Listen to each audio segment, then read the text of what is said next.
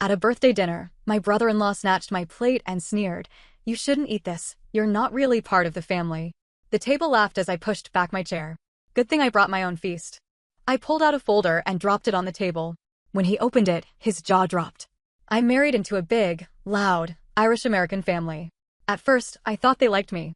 I was polite, I made an effort, I laughed at their jokes, even the ones that weren't funny. But slowly, things started to change. I'm not Irish. I don't look like them. I don't have their last name. And to some of them, that meant I didn't really belong. It started small. Jokes about my culture. Side comments about real Americans. If I made food for a family gathering, someone would poke at it and ask, "What even is that?" If I joined a conversation, they'd shift the topic to something I wouldn't understand. Old childhood memories, inside jokes, things I couldn't possibly be part of. Most of them weren't outright cruel, just casually dismissive. But my brother-in-law Patrick? He had it out for me. Patrick was the kind of guy who thought he was smarter than everyone else. He had a construction business and bragged about how he knew how to work the system. He always had some kind of scam going, always looking for a loophole, always making money in ways that didn't seem entirely legal. He also had a habit of making little comments about how I wasn't really family. Sometimes subtle, sometimes not. He'd tell me to my face, "You're lucky we let you in." Sarah, my wife, would tell me to ignore him. "That's just how he is," she'd say. "He doesn't mean it." But I knew better. Sarah's dad was turning 65, and the family planned a huge dinner at an expensive steakhouse in Boston.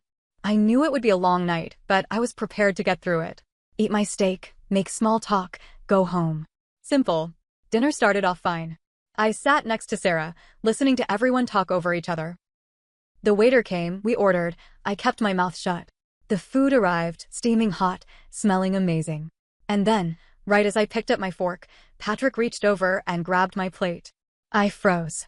Everyone kept talking, laughing, drinking, like nothing had happened. Patrick smirked, holding my plate just out of reach. "You shouldn't eat this," he said. "You're not really part of the family." And the table laughed. Not a nervous laugh. Not an awkward chuckle. A real, genuine laugh. Even Sarah.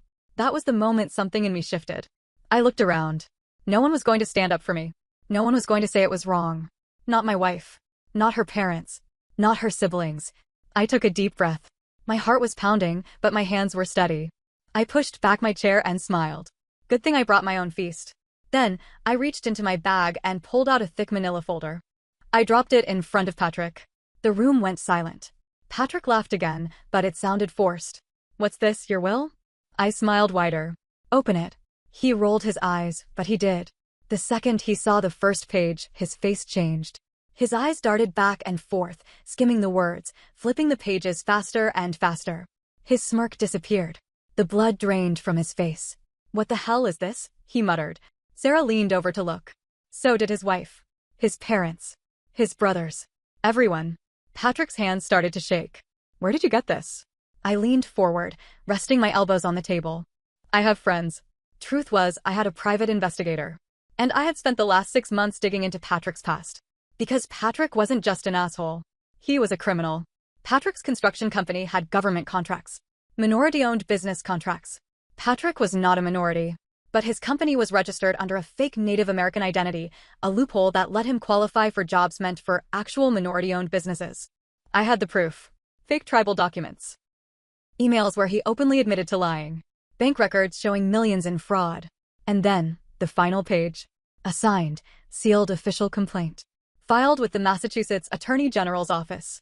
Patrick let out a strangled noise. His hands gripped the table so hard his knuckles went white.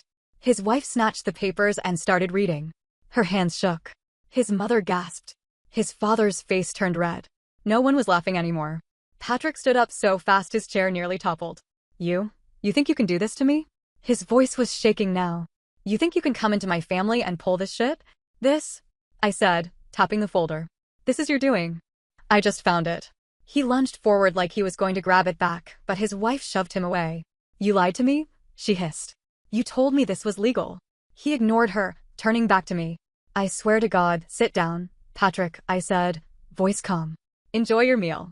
You paid for it with stolen money after all." Sarah finally snapped out of it. Wait, can we just talk about this?" "This is family," I turned to her. "Oh, now it's family?" She flinched. Patrick turned to his dad, his last hope. Dad, you know how these things work. His father stood up, threw his napkin on the table, and walked out. Patrick's mother followed. His wife was crying now, holding the papers like they were a death sentence. And then, the cherry on top. The restaurant manager walked over, clearing his throat. "Sir," he said, nodding toward Patrick. "Your card was declined." I sat back in my chair, picked up my drink, and took a slow sip. Patrick stood there, frozen, looking at everyone staring at him. His world was falling apart in real time. And this? This was just the beginning. Patrick's face was pure rage. His mouth opened and closed like a fish gasping for air. His credit card sat useless on the table. His family was either glaring at him or too stunned to speak. But I wasn't done yet. The waiter cleared his throat again, looking uncomfortable. "Sir, do you have another form of payment?" Patrick's wife, soon-to-be ex-wife, probably, wiped her eyes and turned to him. "Jesus, Patrick, can you just pay the damn bill?" Patrick patted his pockets like a man trying to find an escape route. Then he reached for his phone. I spoke before he could even unlock it. "I wouldn't bother checking your accounts." His head snapped up. "What the hell does that mean?" I leaned back, crossing my arms. "Let's just say, you should have hired a better accountant. Remember how I said I had been digging into Patrick's life for 6 months? Well, I wasn't just looking into his fraud. I was looking into his money. Patrick had several accounts under different names, probably to keep his wife from noticing how much cash he skimmed off his own business. But here's the thing about hiding money in sketchy places. If you don't do it right, it's incredibly easy to mess with. Let's just say, with a few anonymous tips, the IRS had frozen his assets." Sarah turned to me, eyes wide. "You did what?" I shrugged. He was committing tax fraud. I just pointed the right people in the right direction. Patrick's hands were shaking now. He unlocked his phone anyway, pulling up his banking app. The second he saw his balance, his face went gray. "Holy shit," someone muttered. Patrick turned to his father. "Dad, you have to." His father cut him off with a raised hand. "Don't." His voice was cold. Final. Patrick's mother wiped her hands on her napkin like she had touched something dirty. "You used fake documents to steal from people who actually needed those contracts?" Patrick scoffed. "Oh, come on. You think I'm the only one who does it? The system is rigged." "I was just playing the game." His father shook his head. "No, Patrick. You were cheating. And now you got caught." Patrick's wife looked down at the papers in front of her, eyes scanning page after page. "You told me you built this company from the ground up." Her voice cracked. "You told me you worked for everything we had." Patrick swallowed hard. "I did. She shoved the folder into his chest. "You lied to me. To all of us." Patrick's younger brother, who had been silent this whole time, scoffed. "Jesus, man. You always acted like you were better than everyone. Turns out you're just a damn thief." Patrick opened his mouth, closed it. No one was defending him. Not one person. And then came the final twist I hadn't planned for. Patrick's wife wiped her eyes, took a deep breath, and then turned to me. "How long have you known?" I blinked. "About the fraud?" 6 months. "No," she said, her voice calm now. "About her." The table went completely silent. Patrick's head jerked toward her. "What?" She pulled out her own folder from her purse. Thick, just like mine. She threw it on the table. Patrick didn't touch it. His wife let out a shaky laugh. "Oh, you thought I wouldn't find out? You thought you were the only one who could play this game." She turned to me, nodding. "Thanks for setting this up. It made things easier for me." I had no idea what she was talking about, until I looked down at the folder. On top was a printed screenshot. A message exchange. Patrick's name. A woman's name. And a picture. A very, very compromising picture. Patrick's face drained of all color. "Holy shit," his younger brother muttered. His mother gasped, covering her mouth. Patrick's wife let out a breath. "Yeah, thought so." She picked up her wine glass and took a sip, her hands steady now. "She's 23, by the way." She turned to Patrick's father. "One of his interns." His father slammed his fist on the table. "You disgusting little shit." Patrick opened his mouth. His wife stood. "We're done." She looked at me. "Oh, and just so you know, my lawyer's going to love all this." Then she turned and walked out. For the first time that night, Patrick was completely speechless. And that was the moment I realized something. I had come here to expose one of Patrick's biggest lies. But it turned out he had even more skeletons than I knew. And now? Now, they were all tumbling out, one after the other. And Patrick? He had nowhere left to run. Patrick sat frozen, his world crumbling around him.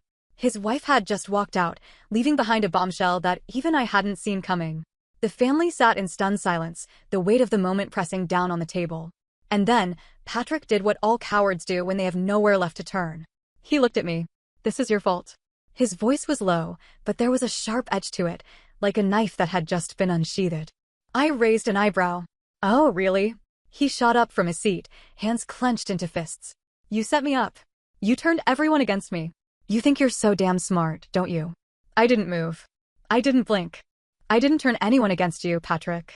I leaned forward, keeping my voice calm. You did that all by yourself. Patrick's jaw tightened. His hands twitched at his sides like he was considering doing something stupid. And then, his mother spoke. Sit down. Patrick flinched. He turned to her, eyes pleading. Mom, her lips were pressed into a thin line. You lied to us. You embarrassed this family. And now you want to blame someone else? Sit down. For a second, I thought he was going to ignore her.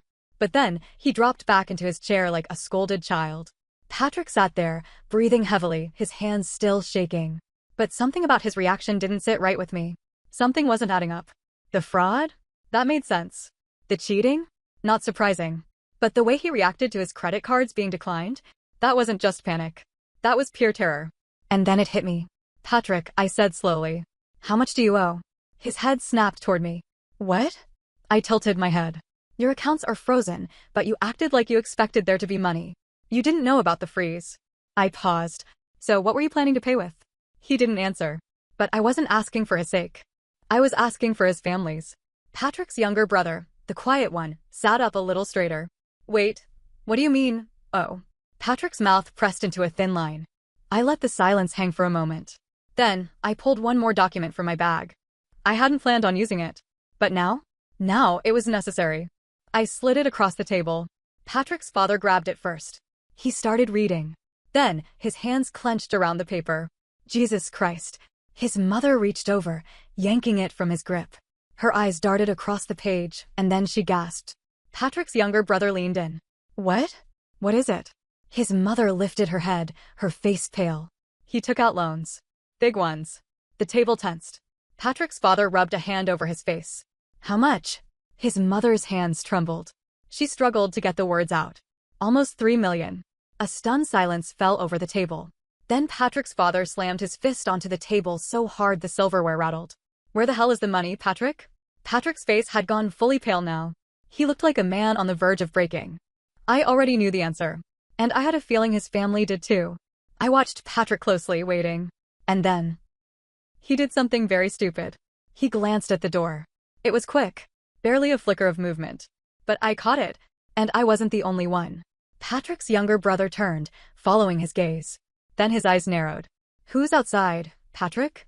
Patrick's head snapped back. No one. Too fast. Too defensive. His younger brother shoved back his chair and stood. I'm gonna check. Don't. Patrick's voice cracked. Too late. His younger brother was already moving.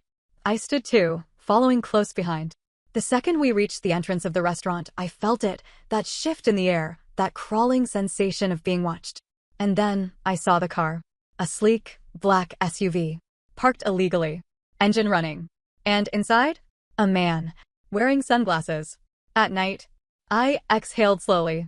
Jesus, Patrick. Who the hell did you borrow money from? Patrick's brother turned to him, eyes blazing. You took out loans from the kind of people who send guys in SUVs to, remind, you to pay? Patrick didn't answer. Because he didn't have to. His silence said everything. I glanced at the restaurant door, debating my next move. Because suddenly, this wasn't just about revenge anymore. This was about getting the hell out alive. The black SUV sat outside the restaurant like a predator waiting to pounce. The man inside, sunglasses, stiff posture, cold stare, didn't move. Didn't blink. Just watched. Patrick's younger brother turned back to him, fists clenched. Who is that? Patrick's lips parted, but no sound came out. I stepped closer. Patrick, you need to start talking. Now. His jaw tensed, his eyes darting from me to the door, to the table full of people still inside. I could see the calculations running through his head. Lie? Downplay it? Tell the truth? He chose wrong. They're just some guys I know, he muttered, voice barely above a whisper. His father appeared in the doorway. Some guys. He grabbed Patrick by the collar, his voice low and dangerous. Those aren't some guys, you idiot. That's a debt collector. Silence. Then, Patrick's mother gasped. She wasn't looking at the SUV anymore. She was looking at me. You knew, she whispered, her face twisted in horror. You knew about all of this. I swallowed. Not all of it, but enough. Enough to know Patrick was in deep. Enough to know this wasn't just business fraud anymore. The truth comes crashing down. Patrick's wife, well, ex-wife at this point, walked back in at just the right moment, her arms crossed, mascara smeared, face dead calm. You didn't just cheat on me, she said coldly. You gambled our future away. Patrick's whole body locked up. No, yes, you did, she shouted, and the entire restaurant turned to watch.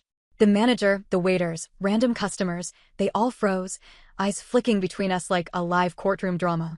Patrick let out a breath. It wasn't gambling, don't lie. She grabbed my folder from the table and slammed it down. I just got off the phone with my lawyer. You took out a personal loan under my name. You forged my signature. Another gasp from his mother. His father looked ready to kill him. Patrick's mouth moved uselessly, like his brain was shutting down. That's not. He looked around, as if waiting for anyone to save him. But there was no one left. Not his wife. Not his parents. Not even Sarah. Especially not me. Patrick, I said, keeping my voice measured. How much of that $3 million is gone? He didn't answer. But his silence was enough. His father grabbed his chair and threw it across the restaurant. It crashed into a table, knocking over glasses and silverware.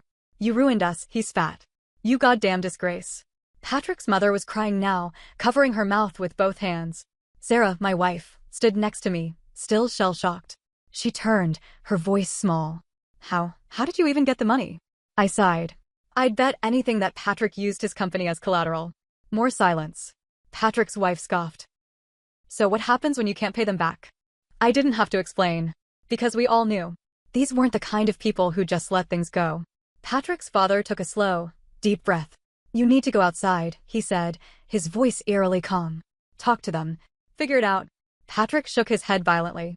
No, I can't. You should have thought about that before you stole money from criminals, I said bluntly. Patrick whirled on me.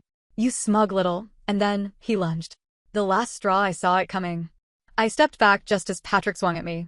He barely grazed my chin before two waiters grabbed him from behind. The restaurant erupted into chaos. Someone screamed. The manager yelled for security. Dishes clattered to the floor. Patrick struggled against the men holding him, his eyes wild, desperate. This is your fault, he shrieked. You ruined my life. I wiped my chin and stared at him. Patrick, you ruined your own life. That's when the restaurant doors swung open. The man from the SUV walked in. Sunglasses off. Cold eyes. No expression. The room went deathly still. Patrick's entire body locked up. The man didn't raise his voice. He didn't make a scene. He just pulled out a small envelope and set it on the table. A final notice. Time's up, he said simply. Then, he turned and walked back outside. Patrick made a strangled noise. His father spoke without looking at him. Go fix this. Patrick took a slow, shaky breath. Then, without another word, he walked out. Through the glass doors, we watched him climb into the SUV. And then, they drove away. No one spoke for a long time. Then, Patrick's father sat back down and picked up his glass of whiskey. Well, he muttered. That was a hell of a birthday dinner. His wife burst into tears. His younger son just shook his head. Patrick's ex-wife pulled out her phone and started texting, probably her divorce lawyer. And Sarah. Sarah turned to me, her expression unreadable. You planned this. I met her gaze. I planned to expose him, I admitted. I didn't plan for all of that. She swallowed. But you knew. Yes. Silence. Then she exhaled, looking down at her hands. I don't know if I should be mad at you, or thank you. I let out a short, humorless laugh. Join the club. The rest of the dinner was a quiet disaster. Patrick's father paid the bill in silence. His mother sobbed into a napkin. The waitstaff swept up broken glass, trying to pretend nothing had happened. Patrick's wife left first. Then his parents. Sarah and I sat in the empty restaurant, staring at the mess. Finally, she spoke. So, what happens now? I leaned back, considering. Well, I said. Patrick's company is done. He's facing fraud charges. His accounts are frozen. And now, he owes money to the kind of people who don't take no for an answer. Sarah closed her eyes. Jesus. I let out a slow breath. But I think, for us, that's up to you. Her eyes flickered. What do you mean? I met her gaze. You laughed, Sarah. When he took my plate. You laughed with them. She flinched. I shook my head. I get it. He was your brother. It's hard. But I need to know, are you on my side? Or theirs? She didn't answer right away. And that told me everything. I sighed, stood, and threw a few bills on the table. Then, Without another word, I walked out. Patrick? No one knows exactly what happened to him. He disappeared for a while. Resurfaced months later, broke, divorced, and a shell of the man he used to be. His parents stopped speaking to him. His ex-wife? Took everything. Sarah and I? Well, let's just say I never had dinner with her family again. And I never, ever let anyone take my plate again.